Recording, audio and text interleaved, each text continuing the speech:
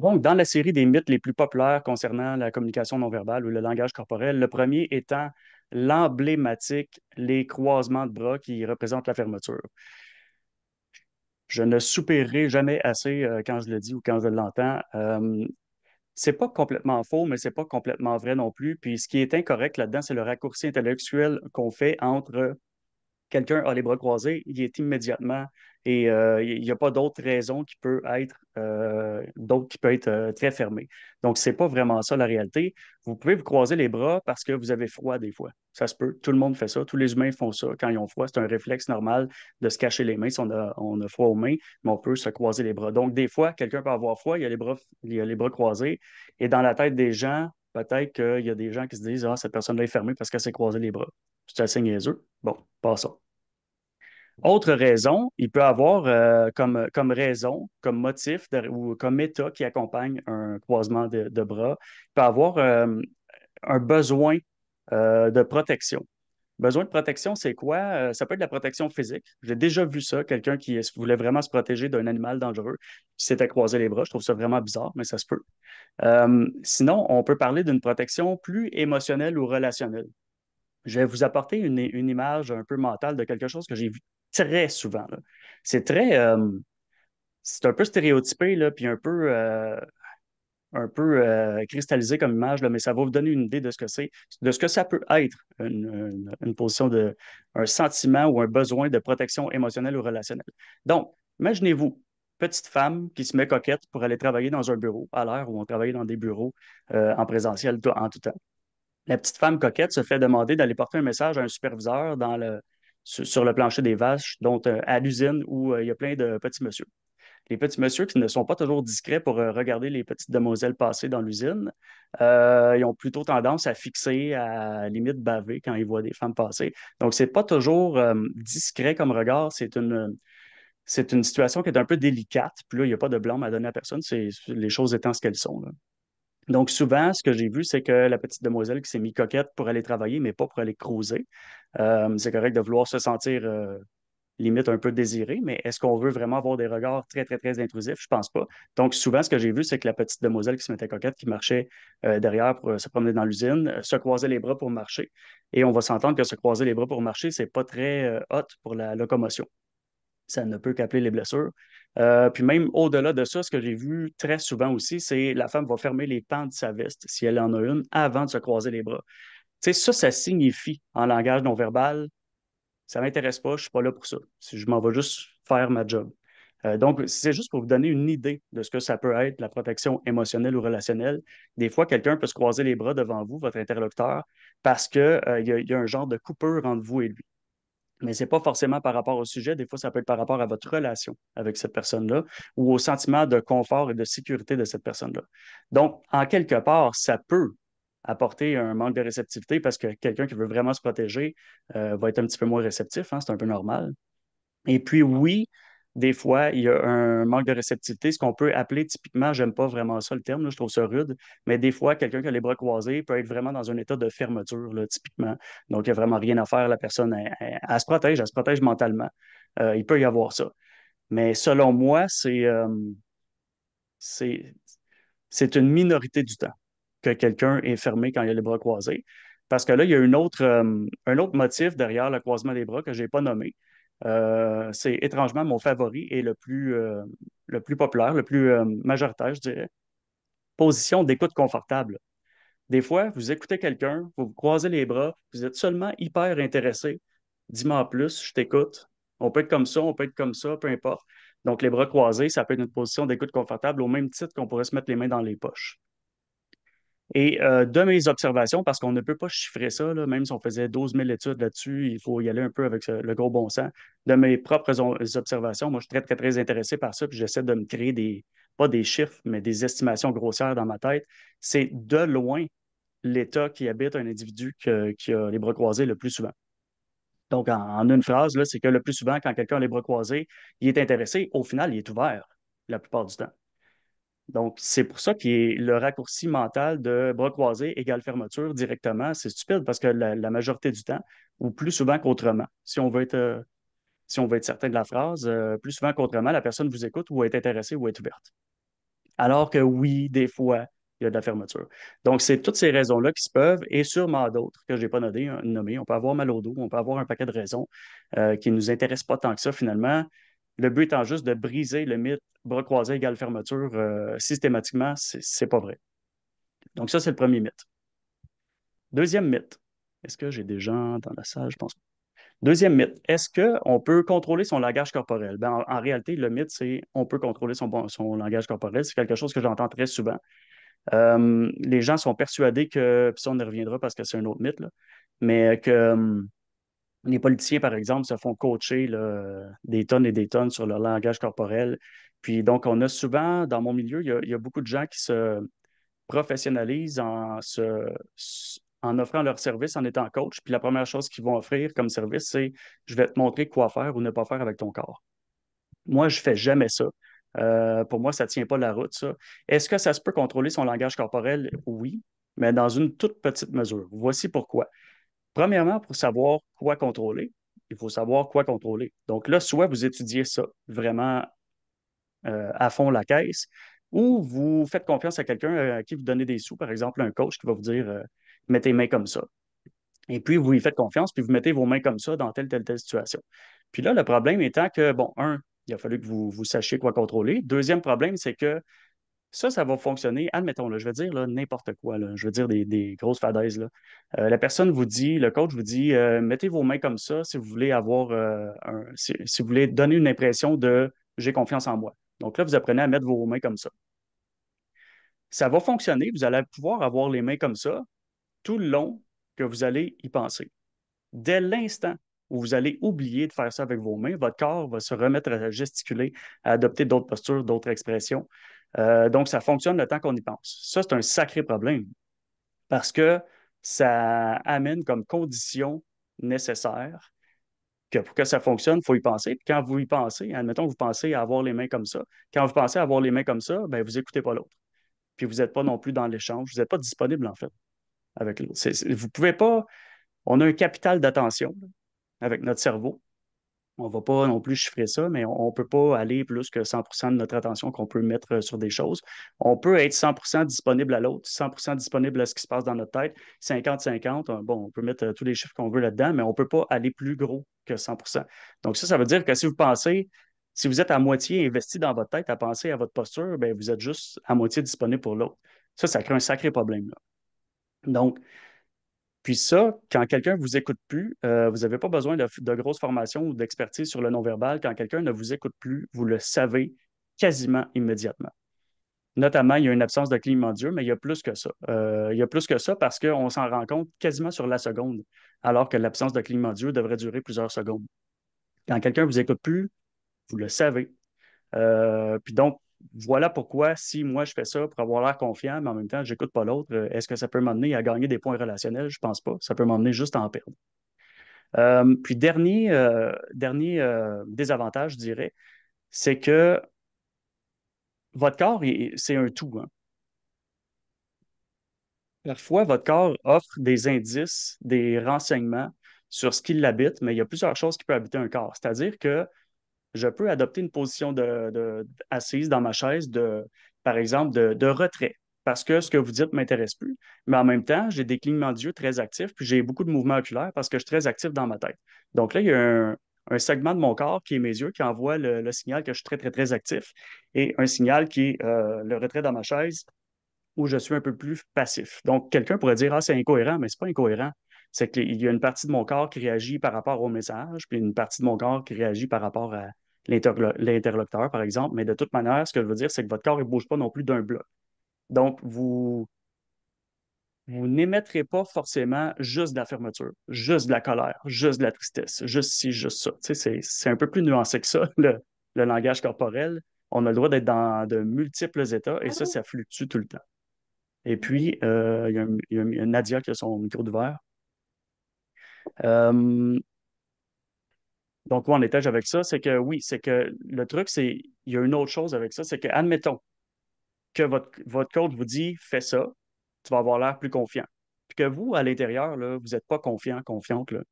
ben guess what? Tous les autres segments de votre corps, ou du moins d'autres segments de votre corps, vont émettre la non-confiance, alors que votre petit signal de confiance est là. Donc, ça envoie ça, une incohérence dans la tête des gens. Ils ne savent pas ce que vous faites, là. Ils ne savent peut-être pas que vous faites ça par exprès, mais ils se disent, il y a quelque chose de bizarre. Je le file pas, je la file pas, il y a un courant qui passe pas, il y a quelque chose qui est bizarre. Puis on ressent ça. C'est de l'intuition, hein. L'intuition, c'est pas de la sorcellerie, là, c'est un paquet d'informations que votre cerveau emmagasine, puis ça vous donne un feeling. Bon, on va passer outre l'aspect neurofonctionnel de ça. Mais donc, vous le savez, quand quelqu'un est bizarre, agit bizarrement, vous le savez. Donc, il y a quelque chose aussi d'artificiel là-dedans. Quand quelqu'un se force à adopter une posture ou à ne pas adopter une posture, on va le trouver bizarre. On pourrait même revenir avec les croisements de bras. Admettons qu'un mauvais coach vous dit croise-toi pas les bras en entrevue parce que tu vas avoir l'air fermé. Puis là, si vous, votre corps, vous êtes super intéressé, vous écoutez, puis vous avez les bras croisés, vous vous en souvenez, puis vous vous dites ah non, je vais me décroiser les bras parce que l'autre mon recruteur va penser que je suis fermé. Donc là, vous allez décroiser les bras, vous allez venir pour vous les mettre dans les poches. Ah non, pas là non plus. Derrière le dos, ah non, pas là non plus. Tu sais, vous ne saurez plus quoi faire parce que quand on pense à ce qu'on fait avec notre corps, on est plus naturel, puis ça paraît. L'autre, c'est pas ce qu'on fait, mais on est bizarre. Donc, pour toutes ces raisons-là, contrôler son langage corporel, c'est des grosses foutaises. Vous pouvez contrôler certaines portions de votre langage corporel pour très peu de temps, mais pour toutes les raisons qu'on a nommées, c'est contre-productif plus qu'autre chose. Donc, autre mythe brisé. Vous me reviendrez avec de bons arguments si vous voulez dans la période de questions-réponses. Euh, Troisième mythe, le langage corporel du gaucher. C'est quelque chose qui revient souvent dans les questions, ça. Oui, mais moi, je suis gauchère. Ça veut dire que quand je me gratte là, de tel côté, moi, c'est l'inverse. Ben, savez-vous quoi? Ça n'a pas rapport.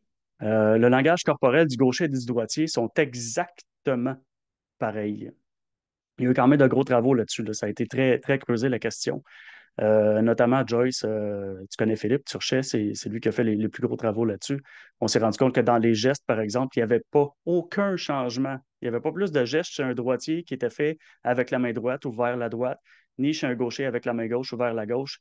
Tout ça, c'est un peu le même bordel du langage corporel. Il y a le même répertoire, puis les gens font pas plus de gestes avec leur main gauche parce qu'ils sont gauchers, puis ils vont pas plus se gratter à gauche, puis il n'y a rien qui change. Ils vont pas non plus se placer plus à gauche sur leur chaise. Il y a d'autres raisons pour lesquelles les gens font des trucs, mais pas le fait d'être gaucher-droitier. Ça, il faut vraiment s'enlever ça de la tête. C'est légitime, en fait, comme pensée. J'aurais été le premier à penser que oui, il y avait une différence, mais il n'y en a pas. Puis on n'a pas, nous, le mandat en synergologie ou en expertise du non-verbal d'expliquer le pourquoi du comment. On ne le sait pas, mais c'est comme ça. Donc, un point de rayé. OK. Croyance populaire. Le pourcentage du langage non-verbal ou de l'aspect non-verbal dans la communication humaine. Quel est ce pourcentage-là? Bon, il y a beaucoup de chiffres qui circulent, beaucoup, beaucoup. Les plus populaires tournent alentour de 90-93. Puis les deux, le plus populaire, en fait, provient vraiment d'études scientifiques qui ont été faites en 1967. Tenez-vous bien. J'ai rien contre des études qui ont été faites en 1967. Des fois, ça peut être des super bonnes études, mais là, à un moment donné, ça fait plus qu'un demi-siècle. Il faudra en revenir. Il y a plein d'autres choses qui se sont passées depuis ce temps-là. Puis c'est un psychologue américain du nom de Albert Mehrabian qui a créé deux études. Les études, quand on les lit, là, parce que personne ne les lit, là, puis ce qui est arrivé, c'est que c'est parti comme une traînée de poudre, puis tout le monde a répété ça. Mais quand on les lit, il y a beaucoup, beaucoup, beaucoup de biais très graves dans ces études-là. Le monsieur a fait ce qu'il pouvait, il a défriché un champ vierge, j'ai rien à lui reprocher. Il s'est posé une question, puis il a été vérifié. Sauf que l'échantillon de personnes était très, très, très mince. Il y avait 8 personnes là, dans une salle. C'était tous des hommes, dans la même tranche d'âge, exposés à une photo. Puis là, en plus, il y avait des biais cognitifs parce qu'on leur envoyait un mot ou un autre mot, puis là, ils en choisissaient un. C'est des trucs comme ça, tu sais. Donc, les études, c'est un peu de basse qualité, malheureusement. Puis là, ce qui est arrivé, c'est que à la fin de la conclusion, il y avait deux études, puis il a fait une conclusion en amalgamant les chiffres des deux études. Puis ça donnait que, selon lui, puis là, marquez pas ça, là, parce que c'est pas bon, là. Selon ces chiffres-là, c'était 55% de la communication était visuelle, donc ce que vous pouvez voir, le langage corporel, finalement. 38% de l'importance de la communication humaine était la voix, donc le paraverbal, toutes les modulations vocales et tout ça. Et puis 7% seulement était le verbal, donc les mots qui étaient choisis. Donc, ça donnait, quand on additionnait le visuel et la voix, qui sont quand même deux éléments du langage corporel, si on veut, ça donnait 93. Donc là, il y a beaucoup de gens qui se sont emparés de ces chiffres-là et qui ont lancé ça dans l'univers. 93% de la communication est non verbale. Ça, c'est ça qui est répété à l'infini. On a même malheureusement des pairs professionnels qui continuent à faire des conférences en ouvrant leurs conférences comme ça. Puis moi, je leur tape sur la tête à toutes les fois. Je leur dis, moi, je m'en fous, je dénonce ça publiquement. Vous allez avoir l'air crétin. Là, je viens de vous l'expliquer, là, puis vous allez voir qu'on va aller un petit peu plus en détail. En fait, je vais vous imager la chose. C'est pas que les, c'est pas nécessairement que les chiffres sont bons ou sont pas bons, c'est que ce n'est pas chiffrable. Parce que chaque instant de la vie en interaction, chaque instant de la vie interactionnelle entre deux individus ou plus est différente. Et donc là, ce qui est pris en compte et ce qui doit être pris en compte est différent. Les personnes ont des ressources différentes à des moments différents, ils ont des humeurs différentes, et le contexte est différent. Donc, je vais vous nommer deux extrêmes très, très, très opposés, là, diamétralement. Première, imaginez-vous gagner 1 million. Aujourd'hui, là, vous achetez un billet, vous gagnez 1 million. Demain, vous travaillez encore en présentiel, là, mettons. Vous travaillez encore en présentiel, puis vous avez un ou une bonne amie, votre meilleur collègue, puis vous avez vraiment hâte de lui annoncer que vous avez gagné 1 million. Ça vous ronge, là. Donc, vous arrivez le lendemain avec votre café, vous planifiez vraiment lui raconter ça, puis la première chose que vous voyez dans le corridor, c'est cette personne-là qui a l'air complètement abattue. Elle ne vous a pas parlé, pas besoin de micro-signaux. Vous voyez qu'elle a l'air démolie. Vous ne savez pas pourquoi. Si vous êtes normalement constitué, vous n'allez pas l'assailler de votre bonne nouvelle en plein visage. Vous allez d'abord vous informer en lui demandant comment ça va, toi, ce matin, ou quelque chose du genre. Là, ce qui vient de se passer là, c'est que 100% du cours de l'histoire, de la chose, des événements, vient de changer à cause du langage corporel de l'autre. Donc, on pourrait dire, ah, ben, c'est pas 93, c'est 100%. 100% du langage corporel change toute la donne dans l'univers. Donc, ce serait facile de plier à ça. On va à l'autre extrême. Vous vous couchez ce soir avec conjoint, conjointe adoré. Vous fermez la lumière et vous entendez je te quitte. Oh, ça poigne, là. Ça poigne directement au cœur. Là, on n'a pas du tout de visuel, on n'a pas le langage corporel. On pourrait se fier au ton de la voix, mais admettons qu'on sait que c'est pas une blague, là, que c'est pas du sarcasme, là. On s'en fout du reste du ton de la voix, là. Donc, on est proche du 100% du verbal qui vient d'impacter là. Donc, on est dans deux extrêmes. Puis ça donne rien de parler de ça parce que je répète que dans les situations, ça change, ça fluctue tout le temps comme ça. Puis ma conclusion à ça, c'est que même si c'est pas chiffrable, je pense que n'importe quel humain sensé comprend que l'aspect non verbal d'une communication, ça joue un rôle majeur. On peut juste s'arrêter là. Pas obligé de donner des beaux chiffres pour avoir l'air si pro que ça. Puis, ben c'est ça. Tu sais, moi, ce que je réponds à mes pairs professionnels pour clore le truc, là, c'est, tu sais, je vous le dis, les amis, là, arrêtez de dire ça parce que je vous démolis sur la place publique, même si je nomme pas vos noms. Parce que les gens sont capables de comprendre quand on leur explique. Je vous l'ai expliqué, ça vous a pris 3 minutes, là. Vous avez-tu compris ça? Je pense pas qu'il y ait personne qui s'oppose vraiment à quelque chose que j'ai dit. Si oui, vous vous opposerez dans la période de questions-réponses, je vais l'accepter avec plaisir. Mais le gros bon sens nous montre que ça fait pas de sens, je ferais ça. Puis on pourrait faire 1 000 études, ça nous donnerait des 1 000 chiffres différents, ça fait aucun sens. Dès qu'on s'entend pour dire qu'il y a quand même une incidence avec le langage corporel, point. On arrête de mettre des chiffres là-dessus. By the way, ce mythe-là, il est sur ma chaîne YouTube qui n'est pas très grosse, là, 300 abonnés, puis c'est pas mon but, c'est pas d'être payé avec ça. Mais quand vous l'entendez, si vous voulez vous faire plaisir et me faire plaisir, envoyez le lien directement dans cette capsule-là. J'ai une playlist qui s'appelle Mythes et réalité du non-verbal. Donc là, je l'explique un peu comme je viens de faire là, un peu mieux structuré. Puis au lieu de vous ostiner avec la personne, vous pourrez dire ça n'a pas rapport à ce que tu dis. Voici le lien. Comme ça, la personne s'ostinera avec moi. Autre mythe, la synchronisation.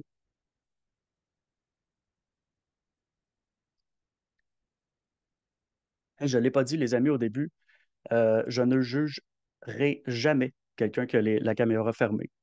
Il y a mille et une raisons pour lesquelles on peut avoir la caméra fermée, notamment surtout qu'on est sur l'heure du dîner, puis c'est pas toujours chic manger la bouche ouverte ou fermée avec une caméra. Puis de toute manière, il y a plein d'autres raisons, puis je ne juge pas ça. Je veux juste dire que si vous avez une caméra ouverte, vous êtes mes chouchous. C'est dit. Parce que c'est quand même agréable d'avoir une interaction où on voit les gens quand on parle. Sinon, imaginez-vous là, essayer de parler. Là, c'est correct parce qu'il y a déjà des gens qui sont là. Vous n'êtes pas obligé d'être 2 000. Tu sais, je répète que je ne juge pas. Ah, là, j'ai plein de chouchous qui apparaissent tout d'un coup. Mais tu sais, imaginez-vous essayer de parler à quelqu'un, admettons là, un formateur ou une enseignante ou une conférencière, que sais-je, puis là, il y a juste un pan de mur noir, là, il n'y a personne qui a une caméra ouverte. C'est vraiment difficile à cause qu'on n'a pas la rétroaction non verbale, on ne sait pas comment fine-tuner son interaction avec l'autre. Donc, merci les chouchous. Je poursuis. Autre mythe, la synchronisation. La synchronisation, je ne veux pas partir sur des. Il peut y avoir plusieurs définitions à ça. On ne sortira pas le dictionnaire puis le Becherel pour conjuguer ça. La sémantique ne nous intéresse pas, mais en gros, ce dont moi je veux parler, ça a été apporté puis c'est proposé par la PNL, programmation neurolinguistique, qui ne concerne pas du tout le langage, en tout cas, ça ne devrait pas concerner le langage corporel et la synergologie, même si souvent c'est mis dans la même boîte. Donc, la PNL a apporté comme proposition pour performer en interaction le concept de synchronisation, c'est-à-dire d'imiter la posture de votre interlocuteur si vous voulez que l'autre personne connecte plus facilement avec vous. Bon, là, ce qu'il faut savoir, c'est qu'il existe quelque chose qui existe vraiment, là, le mimétisme. Le mimétisme, c'est que ça se fait de façon naturelle. C'est-à-dire que vous connectez vraiment avec votre interlocuteur, puis à certains moments, vous allez pouvoir vous rendre compte que vous êtes vraiment dans une posture symétrique à l'autre.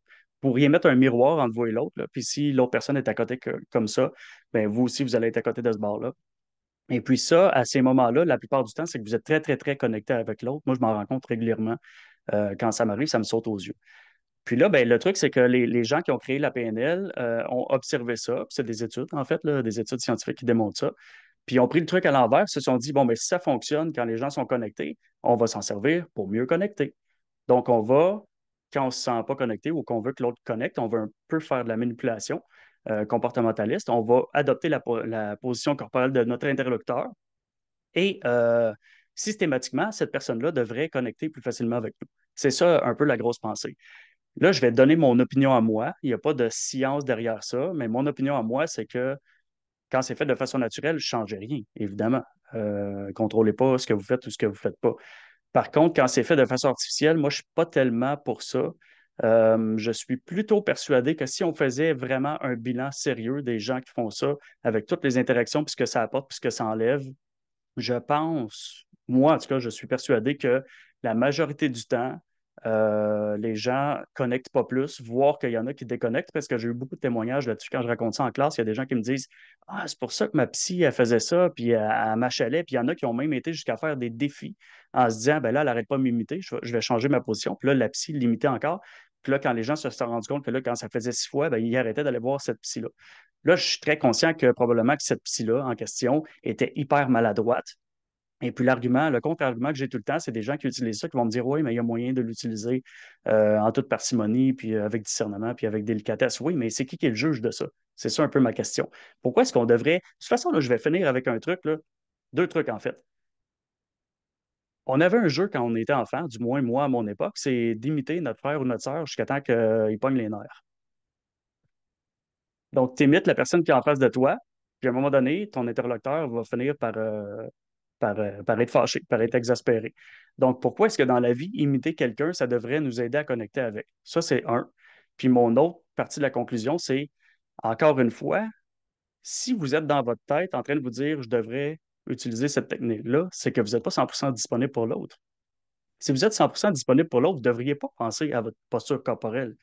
Donc, en partant, j'ai envie de dire, le mimétisme, il va arriver quand vous allez être pleinement disponible, vous allez être pleinement connecté. Puis de toute façon, il n'est pas obligatoire. Hein. Ce n'est pas obligatoire d'avoir la même posture que l'autre pour être connecté. Des fois, on est très connecté et on n'a pas la même posture que l'autre. Mais si ça va arriver, ça va arriver.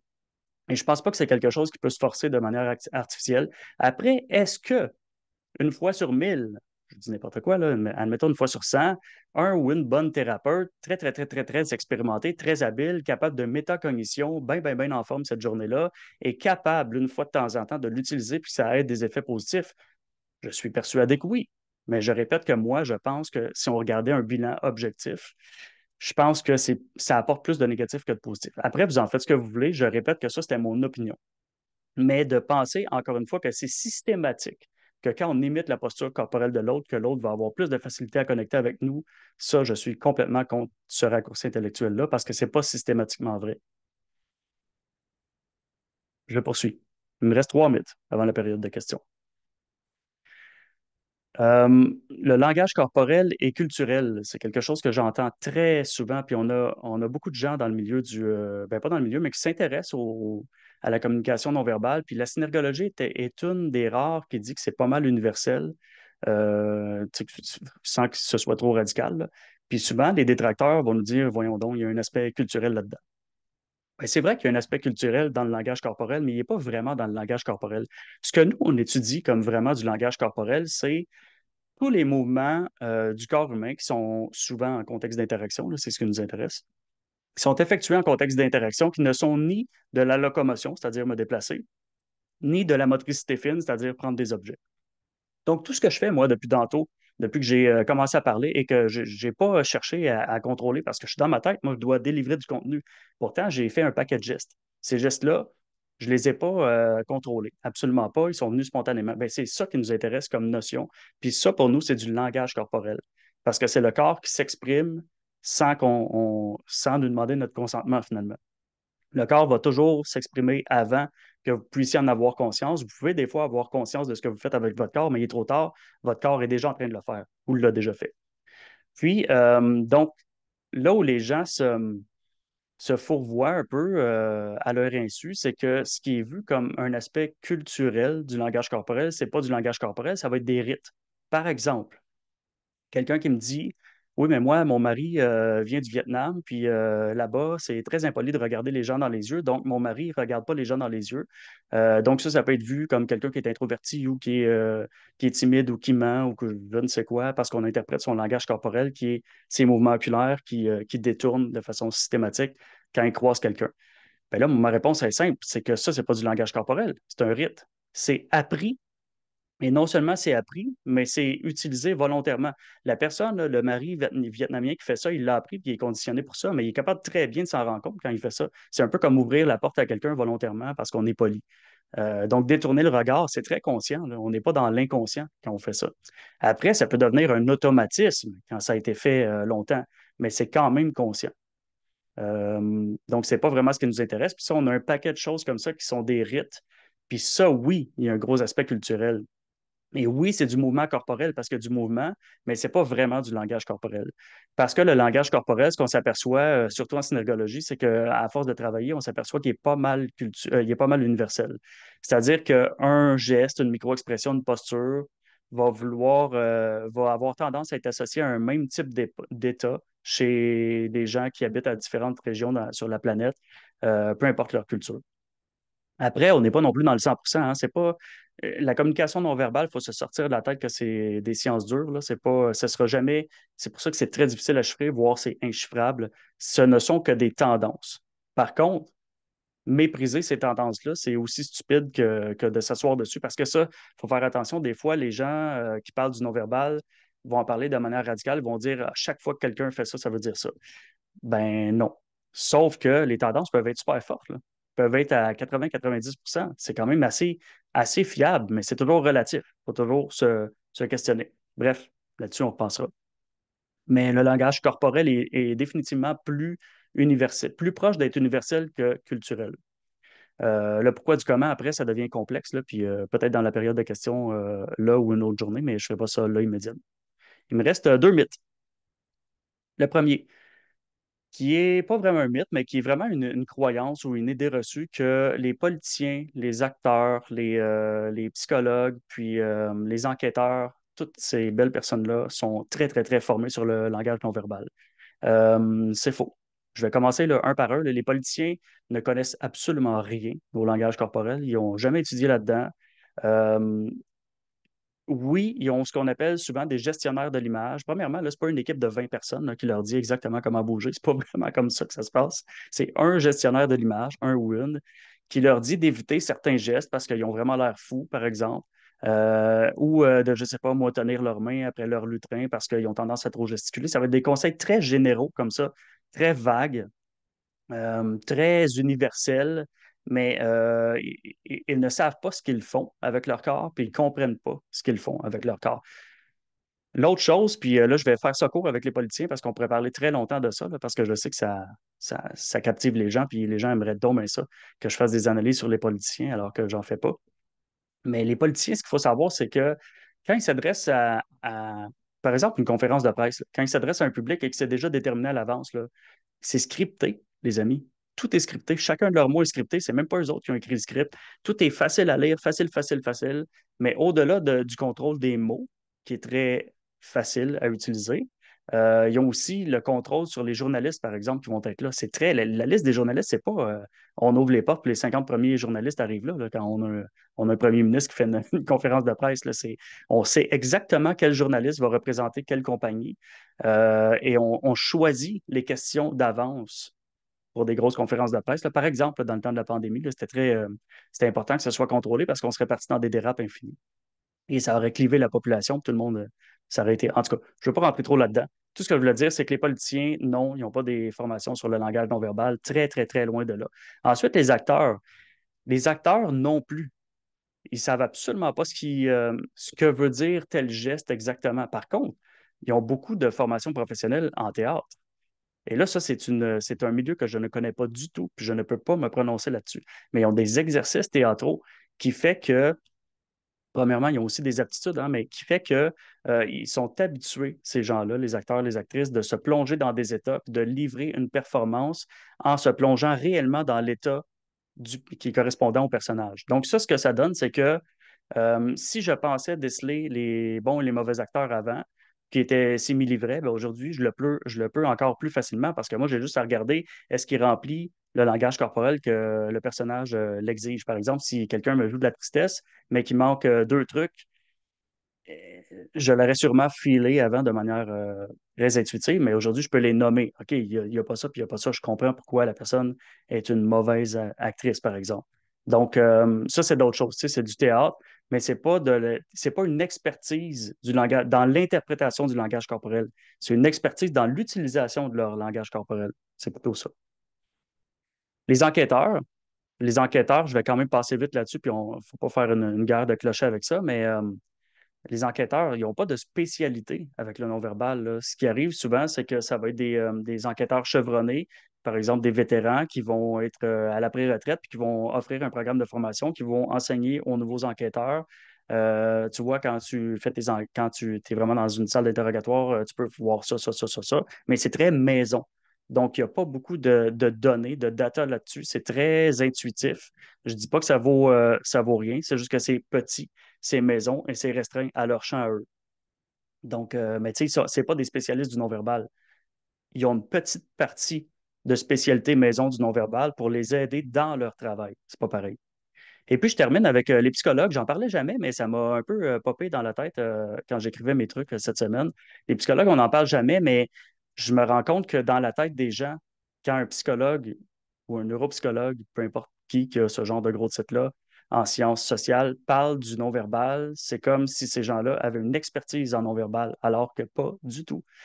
J'ai parlé à nombre de thérapeutes dans ma vie, des gens qui ont des doctorats, que ce soit en psychologie ou en neuropsychologie, et ils n'ont absolument rien vu dans tout leur parcours qui parlait du non-verbal. Ah, excusez-moi, ils peuvent avoir vu 8 minutes dans leur bac avec une prof en psycho qui leur disait faites attention quand la personne est devant vous en clinique, là, puis qu'elle se croise les bras, elle peut avoir les bras, elle peut être fermée ou elle va être fermée. C'est à peu près tout ce qui se dit.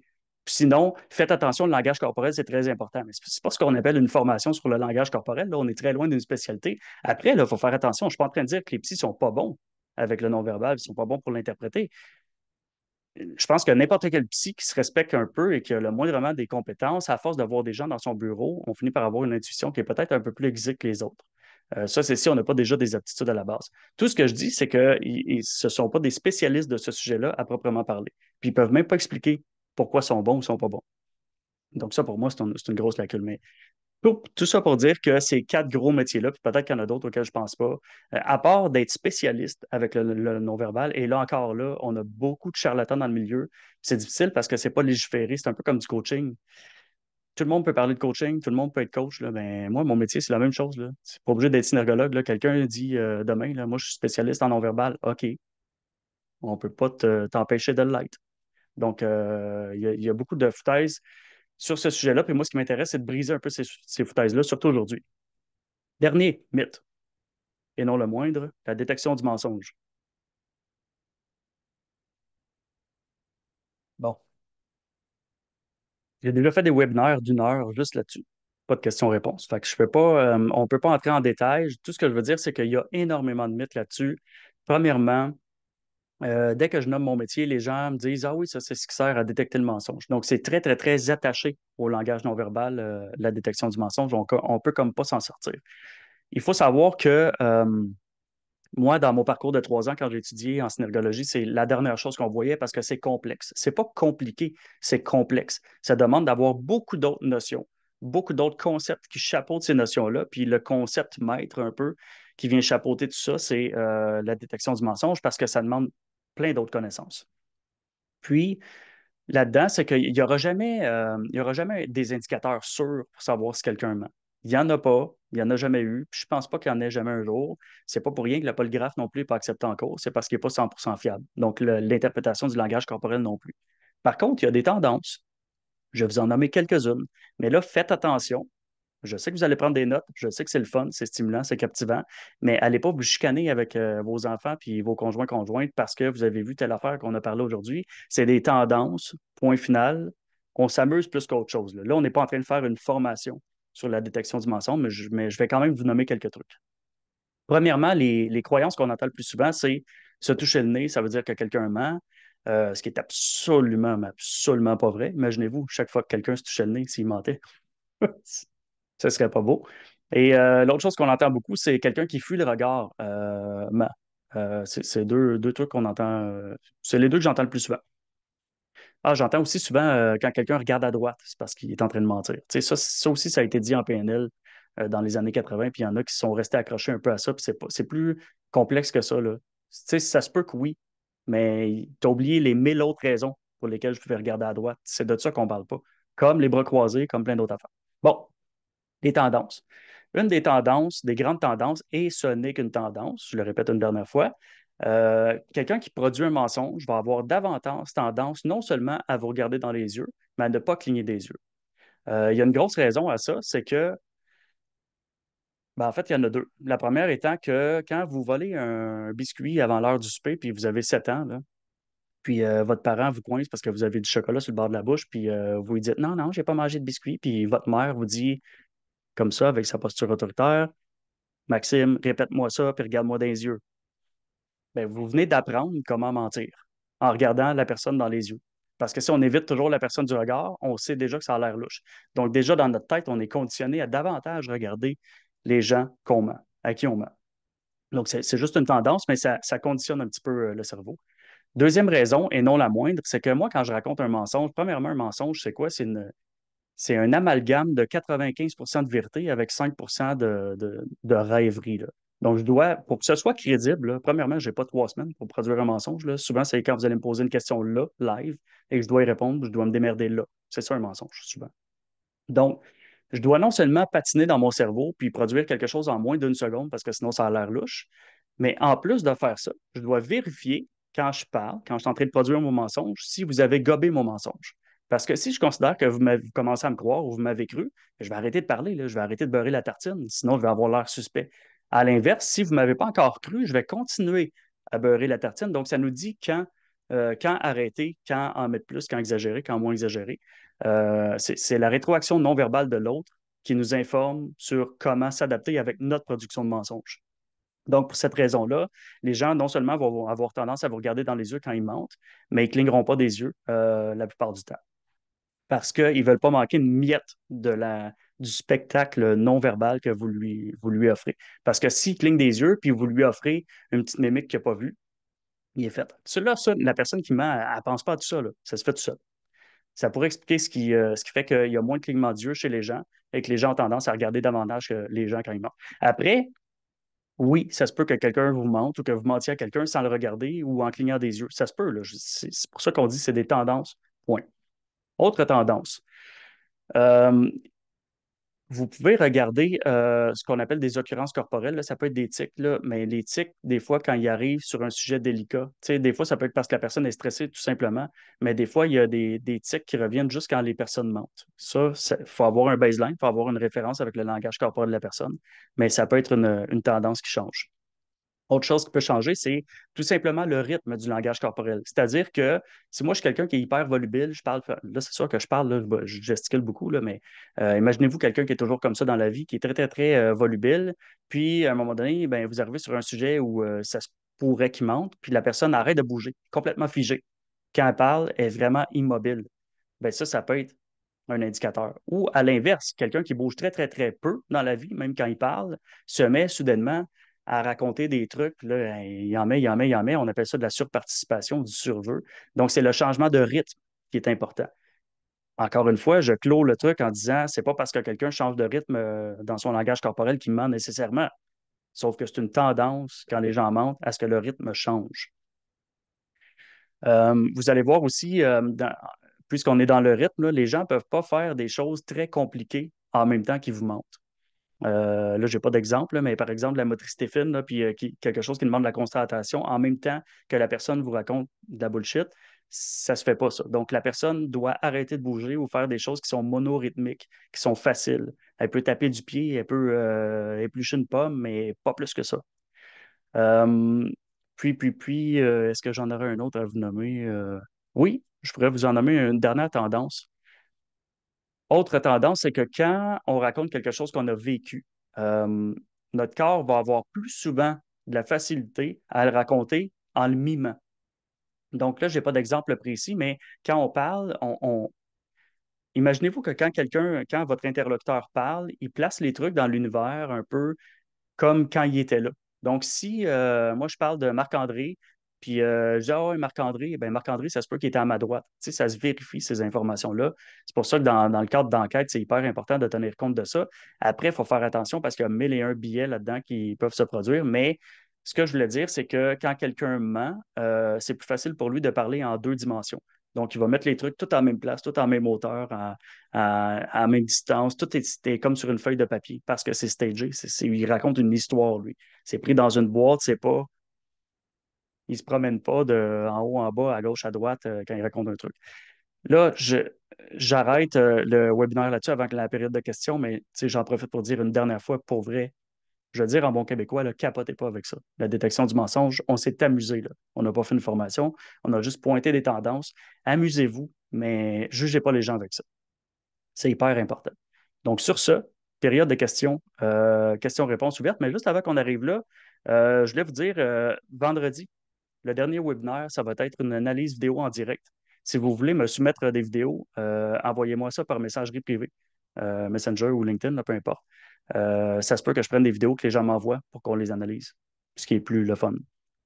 Puis, sur ce, période de questions-réponses, je ne sais pas s'il y en a qui en avaient écrit dans le chat, mais sinon, je préfère de toute manière avoir des mains levées. C'est correct dans le chat, mais je vais privilégier les mains levées. Puis là, il nous reste juste 11 minutes. J'ai eu ce qu'on appelle la gueule aujourd'hui.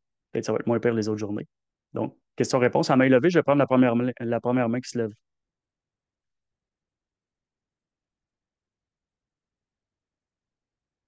Émilie qui le fait. Je vais attendre les petites mains. Il y avait Nathalie. Je vais Je prendre. cherchais, je Émilie, cherchais je ma vais petite prendre. main.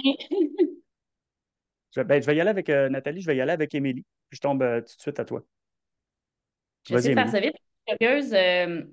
Je ne sais pas si on va voir ça dans la semaine. C'est sûr que là, il y a beaucoup de questions qui me venaient en tête, mais là, la première où est-ce que j'ai envie d'aller, c'est euh, qu'est-ce qui fait que si on ne peut pas tant juger le comportement, le corps, qu'est-ce qui fait que tu es capable de détecter qu'un comédien, exemple, n'est pas un bon comédien, alors que lui peut le vivre en fonction de ce qu'il ressent réellement? Qu'est-ce qui fait que tu vas aller cibler ou pas? C'est comme si je me demande pourquoi toi, tu as le droit d'avoir pas tu as le droit, là, mais tu as le droit d'avoir une liste qui dit oui, non, mais que j'ai l'impression que le message global dit qu'il n'y a Hmm. pas cette liste qui existe. J'adore ta question. C'est la question la plus. J'aime ça quand c'est challengeant, j'aime ça quand c'est confrontant. Tant qu'il y a du respect, là, je suis pas. C'est bien, bien, bien correct. J'adore ça, cette question-là, puis je ne l'ai jamais eue. Parce qu'en fait, la question, ce que ça dit, c'est ça. C'est pourquoi toi, Manuel, tu peux te permettre de juger, alors que tu sais, le message global, on ne devrait pas juger avec ça. Mais premièrement, j'ai été un peu rough tantôt, là. C'est pas que je juge, c'est que ça me donne. Tu sais, j'aurais dû dire dans mon éthique professionnelle, j'aurais dû dire ce que je dis dans la classe d'habitude. Ça me donne une idée sur les compétences de l'acteur parce que ça me donne une idée sur est-ce qu'il se sent vraiment dans cet état-là ou pas. Mais ça ne me donne qu'une idée. Je ne peux pas dire il vit ou il ne vit pas. Tu sais, je ne peux pas vivre quelque chose d'autre à la place d'un autre. Donc, c'est toi qui as raison, en fait, c'est que le message général va toujours primer. On ne peut pas se servir de ça pour juger. Parce que si oui, on va tomber dans on va empirer nos relations, en fait. Sauf que malgré tout ça, à un moment donné, avec une certaine expérience, puis le truc aussi, c'est que j'avais en tête des indicateurs qui sont plus fiables que d'autres. Donc, ils ont tous des degrés de fiabilité différents. Mais par exemple, si quelqu'un pleure ou qui est très, très, très proche de pleurer, d'être en sanglots, impérativement, j'ai jamais vu aucun humain chez qui ça ne le faisait pas, il y a des petites poches qui vont gonfler en dessous des yeux parce que les canaux lacrymaux se gorgent de larmes, en fait. Donc, quelqu'un qui est vraiment sur le bord de pleurer ou qui pleure puis qui n'a pas ça, c'est pas que ça se peut pas. En fait, c'est que quelqu'un peut pleurer sans voir ça, mais ce ne sera pas des sanglots. Donc, tu sais, on voit quelqu'un, des fois, quelqu'un qui est, ça peut être conjoint, conjointe, mettons, qui est assez stoïque, puis là, on voit des larmes couler, mais ça, on le voit très souvent dans les films. C'est qu'au lieu, tu sais, dans la vraie vie, là, souvent, quelqu'un qui a vraiment beaucoup, beaucoup de peine, là, puis qui sanglote, là, c'est pas chic, là. Il y a de la morve, il y a des, tu sais, c'est pas beau du tout. Mais ça, on ne voit pas ça au cinéma, premièrement, parce que c'est très laid. Puis ce qu'ils font, c'est qu'ils se mettent, je me souviens plus quel produit, là, qui est très fort, là, comme de l'antiflogestine, mettons, là, en dessous des yeux, puis ça fait que leurs yeux chauffent, deviennent rouges, puis ça coule. Donc, on a plus souvent ça que des vraies, vraies, vraies larmes. Donc, c'est un des indicateurs auxquels je pensais. Sinon, il y en a d'autres qui sont pas mal aussi fiables que ça. Mais après ça, il y a des taux de fiabilité différents. Puis le truc, c'est que je ne regarde pas une seule scène. C'est qu'à un moment donné, tu sais, je vais nommer son nom parce qu'on s'en fout, elle ne me connaît pas, là. Elle m'actionnera au pire. Moi, Meg Ryan, là, je l'ai toujours trouvée poche comme actrice. J'ai tout le temps trouvé poche. J'étais jeune, je la trouvais pas bonne. J'ai toujours trouvé qu'elle avait une seule émotion, elle a l'air confuse. Confuse ou semi-joyeuse. Sereine, confuse. C'est comme ces deux émotions. Peu importe le film que tu regardes, elle a un visage qui est pas mal toujours le même. Puis, euh, je m'excuse, là, c'est cru, c'est juste une opinion, hein. Mais aujourd'hui, je suis capable d'attester, quand je la vois, je fais OK, justement, il n'y a rien qui se passe, il n'y a pas d'autres mouvements. Il y a tous les autres mouvements qui devraient corréler avec un état qui est, je sais pas moi, anxieux. Je pourrais nommer 1000 mots, là, mais elle est comme toujours dans deux modes. Puis là, j'exagère un peu, là, je caricature la chose, mais c'est ça. Son éventail de jeux est très mince. J'ai toujours, par contre, adoré Tom Cruise, Brad Pitt dans leur performance. Puis aujourd'hui, je vois que justement, leur jeu est très, très développé, selon moi, corporellement parlant. Fait que je ne sais pas si j'ai répondu à ta question, mais en gros, tu as raison, puis c'est correct que tu me rappelles à l'ordre parce que ça ne devrait pas être jamais, jamais, jamais radical. J'ai été un peu trop fort tantôt dans mon message. C'est ce que je ne me permets pas de faire dans ma classe, mais là, je suis dans un webinaire, c'est un peu pressé, puis ça se peut qu'il y ait des mots trop radicaux qui sortent de ma bouche. Merci, Émilie. Bien, parfait, merci à toi. Puis éventuellement, j'aurai sûrement plein d'autres questions. Tu seras la bienvenue. Nathalie? Oui, en fait, tu parlais des comportements gauchers, droitiers. Est-ce qu'il y a des études par rapport à ceux qui sont handicapés comme moi? Tu sais, moi, comme j'utilise tout le temps ma main gauche, donc ma main droite, tu sais, est pas immobile, là, mais je veux dire, est-ce que tu sais s'il y a des études qui peuvent permettre de voir s'il y a des changements par rapport à ça, tu sais, au niveau Très gaucher? intéressant. Très intéressant comme question. Pour les études scientifiques, je ne le sais pas. Je sais qu'en synergologie, les gestes ont été ce qui a été probablement le plus étudié, là. Philippe a fait des travaux de plus de 2000 heures juste pour voir s'il y avait une différence entre les gestes chez les gauchers et les droitiers. Mais ce n'est pas des études scientifiques. Donc, c'est des travaux de recherche qui sont très, très rigoureux quand même, là. Il y a vraiment de rigueur. Moi, je les ai vus, puis c'est plate à lire longtemps, là, cette affaire-là. On récolte du data, puis on regarde ce qui se passe au bout. Mais pour ce qui est des études scientifiques, probablement qu'il y en a, mais j'en doute en même temps. Je ne le sais pas. J'en ai aucune idée, Nathalie. Je ne le sais pas, OK. mais logiquement, c'est sûr que, par exemple, si tu n'as pas de main gauche, c'est sûr que tu vas faire plus de gestes avec ta main droite, mais peut-être que ton bras droit, la portion du bras droit que tu as peut bouger, par exemple. Tu sais. Fait que là, ça deviendrait. C'est assez touché quand même. Puis comme il y a euh, en fait, chaque Tu sais, il y a handicap est un plus peu de différent. force sur un bord que sur l'autre, fait que ça peut générer Mhm. aussi des changements au niveau corporel qui Ouais. peut amener une distinction particulière dans Par l'analyse, contre, mettons. une chose que je peux me permettre de dire, c'est que la plupart du temps, quand j'ai vu des gens qui avaient des handicaps visibles, la plupart des gens tendent à avoir un comportement corporel qui cache, qui tend, qui essaie de cacher ces handicaps-là. Tu sais, on pense par exemple à Peter McLeod avec sa main qui est plus petite, qui a toujours sa main dans les poches. Ben, c'est un exemple, là, mais c'est vraiment souvent ça. Ce que je remarque, c'est que souvent, quand quelqu'un a un handicap visible, il essaie de le camoufler corporellement parlant. Fait que ça, mais tu sais, pour moi, encore une fois, c'est pas du langage corporel. On est dans quelque chose qui est très volontaire, là. Pour le reste, je ne peux pas me prononcer plus que ça, mais c'est une excellente question. Merci. Merci, Nathalie. Sophie? Salut Manu. En fait, j'ai pas tant une question comme un constat que je trouvais fascinant quand je t'entendais parler que, tu sais, c'est comme la science du non-verbal est pertinente quand les gens sont cohérents et fluides à partir du moment où les gens essayent de camoufler des trucs ou, tu sais, parce que moi, moi, je suis thérapeute, là, juste pour que les gens voient d'où j'arrive avec ça, là, mais c'est comme quand les gens ont grandi puis que, je le mets en guillemets, là, que les fils n'ont pas été plugués à bonne place, ben, ça peut amener certaines incohérences. Tu sais, il y a des choses qui peuvent être cachées volontairement, mais il y a des choses que carrément les gens ont comme désappris des choses que le corps aurait faites d'une certaine façon, là. Fait que, tu sais, je trouvais ça super intéressant. C'est comme si, en t'écoutant aujourd'hui, je me disais, OK, mais le langage non verbal, c'est pertinent quand on observe, mais quand on veut essayer après ça d'être, nous, en cohérence, c'est pas le langage non verbal qui va aider. C'est les gens, il faut qu'ils viennent me voir, moi, sur comment toi, tu vas apprendre à être en cohérence pour que ton corps transmette ce que tu veux, mais il faut que toi, faut que tu te connaisses, puis que tu te groundes, puis tout ça. Fait que c'est pas l'apprentissage du non-verbal, c'est la connaissance de soi qui va permettre de transmettre le non-verbal que tu veux. Puis Tout à fait. et mon autre truc que j'avais envie de dire pour te faire sourire, c'est que plus une personne a un niveau de désagréabilité élevé, plus elle va se permettre d'exprimer son non-verbal sans essayer de le camoufler dans la vie. Fait que ça me faisait C'est rire. vrai, Fait que c'est ça. Mais c'était mes deux effectivement. constats aujourd'hui. Effectivement, puis en fait, tu m'amènes, Sophie, à dire quelque chose, puis je fais ça vite parce que je veux prendre la question de Geneviève avant de quitter. Tu m'amènes à dire que parce que là, je vais parler de la synergologie, non pas des études scientifiques au non-verbal, parce qu'il y en existe plus que 30 000, là. Mais la synergologie, c'est toujours affairé, ou en tout cas à 99 à, à tenter d'interpréter le langage corporel chez ce qu'on peut appeler les neurotypiques. Donc, chez les gens normaux, ordinaires, qui n'ont pas de conditions, qui n'ont pas surtout pas de pathologie. Les pathologies et le langage non-verbal, ça n'a vraiment pas assez été étudié en synergo.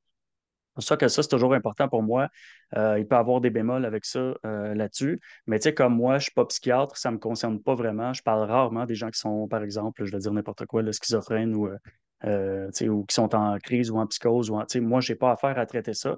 Par contre, je performe vraiment pour ce qui est de l'interprétation du langage corporel des gens neurotypiques sans conditions particulières, même quand ils sont, par exemple, en dépression, mais tu sais, qui n'ont pas de. Tu sais, tantôt, tu parlais de difficultés de câblage quand on était jeune, là. On parle plus de ça, Mm. là. Fait que ça, là, on commence à jaser d'autres choses. Tu sais. Fait que ça va prendre Ouais. beaucoup, beaucoup, beaucoup de données. Puis, en tout cas, il faut rester humble avec ça. C'est ça, c'est un des messages de la journée. Merci, Ouais. Sophie. Et pour terminer, Geneviève, Hello. En fait, j'aimerais ça t'entendre sur deux sujets. Moi, ce que je fais dans la vie, c'est que j'accompagne des coachs techniques, des formateurs qui font de la formation à la tâche en entreprise. Puis quand je les accompagne, on parle de communication, que ce soit verbale ou non verbale. Puis mes deux messages, généralement, mes deux key takeaways, c'est de dire l'importance du contexte. Fait que faire attention à l'interprétation d'un signal, il faut que tu le mettes dans un contexte parce que ça peut vouloir dire mille choses. Puis l'autre chose, c'est un peu comme Sophie mentionnait, c'est l'incohérence entre le non-verbal puis le verbal. Tu sais, par exemple, quelqu'un va dire oui, oui, je suis bien d'accord, mais comme ça. Fait que c'est le genre de truc que je dis, tu sais, soyez sensible à ça, mais ce n'est pas l'histoire complète, tu sais, mais c'est des éléments qui peuvent retenir. T'en penses quoi? Est-ce que je suis complètement dans le champ? Est-ce que je devrais arrêter de dire ça? C'est-tu. non, non, c'est parfait, en fait. Tu sais, c'est parce que la réalité, c'est on peut pas devenir. On est tous bons, là. Il faut arrêter de penser qu'on n'est pas bon parce qu'on n'a pas de suivi de formation, là. Tout le monde ici présent est excellent pour bien interpréter le langage corporel. Des fois, j'en rencontre qu'ils sont moins. Je pense pas que c'est le cas de personne ici aujourd'hui. Après, moi, j'ai pensé toute ma vie exceller jusqu'à ce que je me forme de façon technique. Puis un coup que j'ai eu ma formation technique, je me suis dit, oh, OK, ce que je pensais qui était de l'excellence, c'était de la médiocrité. Ça veut dire que pour moi, aujourd'hui, ce que tout le monde fait, c'est un peu de la médiocrité. Puis là, c'est pas péjoratif, hein, ce que je dis. Je ne suis pas en train de dire que vous n'êtes pas bon. Ce que je dis, c'est que comme on s'est jamais attardé à vraiment interpréter ça de manière scientifique ou rigoureuse, on n'a jamais eu de data, on n'a jamais été satisfait sur ces questions-là. Et donc, ce que ça fait, c'est que on performe sur un plan fonctionnel. On est très fonctionnel, là. On sait quand c'est le temps de consoler quelqu'un, quand c'est le temps de nous éloigner parce que c'est une menace, quand on est vraiment fonctionnel. Après ça, pour le fine-tuning, pour le edge qu'on va aller chercher de plus, c'est possible de se former puis d'aller en chercher vraiment une couche très supplémentaire, mais ça demande quand même une formation qui est rigoureuse. Allez pas non plus penser que parce que vous avez écouté une conférence une fois, là, une demi-heure en quelque part dans un événement, que vous allez être un champion. Ou même chose si vous achetez un livre puis vous l'avez lu au complet. C'est trop radical, les idées qu'il y a là-dedans. C'est tel geste veut dire ça, tel geste veut dire ça. C'est comme un classement, c'est comme un gros dictionnaire. Puis, justement, pour en revenir un peu à ce que tu disais, pour terminer là-dessus, Geneviève, ça prend le contexte toujours.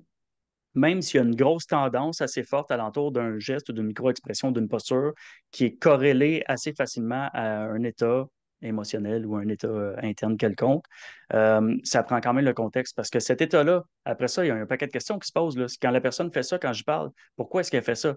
C'est à cause de ce que je viens de dire? C'est à cause de moi? C'est à cause qu'elle a froid? C'est à cause qu'elle pense à son parcomètre ou à la chicane qu'elle a eue hier? Il y a mille et une questions après qu'on peut se poser comme ça. C'est pour ça que ça prend aussi une structure éthique qui va alentour de ça. Mais tout ça pour dire, puis là, je vais arrêter là, que ça prend une formation qui est qualitative, qui est un peu supérieure à 2 heures. Là, tu sais. Fait que, tu sais, mais les conseils que tu donnes sont bons parce que tu dis de tenir compte du contexte, puis de faire attention à l'incohérence entre le verbal et le non-verbal. Ça, par contre, ce conseil-là peut être dangereux parce que dans la mesure où, puis là, c'est pas une chicane, là, dans la mesure où la personne qui comprend plus ou moins le langage corporel, puis qui intègre cette phrase-là dans sa tête, se dit maintenant, je suis juge de la personne qui est cohérente ou pas Ouais, avec son je comprends verbal. Tu sais, absolument. les gens ont Ah ouais. tendance à. C'est l'effet Dunning-Kruger, là. Moins on a étudié quelque chose, plus Mhm. on a tendance à penser qu'on est bon. J'ai On lu est un livre sur bon. le body language. Wow! Hey, il y en a des fois Ouais, qui ouais, m'arrivent ouais. avec ça. Tu sais. Ah non, mais j'ai lu, là. J'ai lu Mhm. tel livre. OK, c'est une belle introduction. Maintenant, tu sais si t'aimes ou t'aimes pas le sujet. Il faut que tu Mhm. creuses pour performer. Mhm. Merci Geneviève. Puis Thierry, juste avant de quitter. Juste une question. Ça veut dire que quelque part, ton analyse du non-verbal, elle dépend de ton propre non-verbal ou de ton conditionnement, non? Oui, mais dans quel sens, toi, tu l'abordes? Dans le sens où toi, tu as ton propre comportement, tes propres codes, quelque part. Est-ce que ton non-verbal à toi influence la façon dont tu vas analyser le non-verbal de l'autre? C'est ça ma Ah, question. à l'analyser, ce qui va changer, comment tu analyses ou tu interprètes le langage corporel des gens, c'est ta psychologie, c'est ta psyché, c'est tes biais. Par contre, pour ton propre langage corporel, tu vas quand même influencer, puis ça, c'est quand même important à savoir, c'est qu'on influence toujours la personne qui est en face de nous. Notre interlocuteur est influencé en permanence par notre attitude non verbale. Donc, des fois, ce qu'on voit, ben, même très souvent, ce qu'on voit chez l'autre personne qui nous agace ou pas, est une réaction par Ouais, rapport à ce qu'on fait ou ce qu'on ouais, vient de ouais, faire. Donc, on ouais. est souvent, j'aime beaucoup dire, on est 100% responsable de 50% de la communication. Là. Assez souvent, quand par exemple, tu sais, je parlais des bras croisés tantôt, ben, quand on se dit, OK, là, je suis pas mal sûr que la personne est fermée parce qu'elle a les bras croisés puis elle a récolté. D'après moi, c'est ça. Mais OK, pourquoi elle a les bras, pourquoi elle est fermée de même? Cette personne-là s'est pas levée le matin en se disant, ah, moi, quand je vais parler avec Thierry, je vais me fermer à 2h, 14h32. Non, non, il s'est passé quelque chose pour qu'elle se sente le besoin de se protéger ou de se fermer. Puis souvent, ça vient de nous. Fait que souvent, ce qu'on voit de négatif chez les autres, souvent, il y a une partie qui vient de nous. Pas tout le temps, mais il y a une partie de la réponse là. Sur ça, les amis, moi, je pourrais poursuivre des heures comme ça, mais on va respecter. On a déjà dépassé de 4 heures. Là, j'ai dépassé parce que c'est ma faute. J'ai eu beaucoup de clapets aujourd'hui. Ça a mis la table pour la semaine du non-verbal. Pour moi, c'est important de commencer avec les mythes et réalités. On est vraiment dans l'introduction. Demain, puis tous les autres jours, ça va être des journées un peu plus pointues où il va y avoir un thème un peu plus précis. Donc, demain, ça va être le réseautage et le non-verbal parce qu'il y a des trucs intéressants à aller observer là-dedans. Sur ce, vous êtes libre de partir de par le monde. Je vous souhaite une excellente après-midi. Merci d'avoir été là.